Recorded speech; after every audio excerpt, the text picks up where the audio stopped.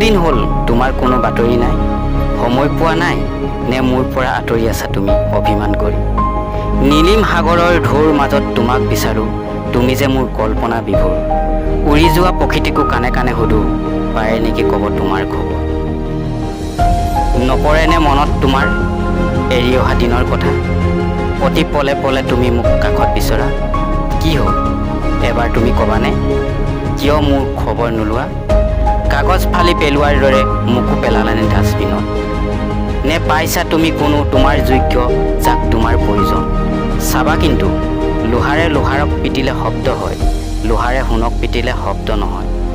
নোৱাৰিব পাৰোঁ তোমাৰ যোগ্য হ'ব, কিন্তু ঠাই দিব পাৰোঁ মোৰ হৃদয়ত।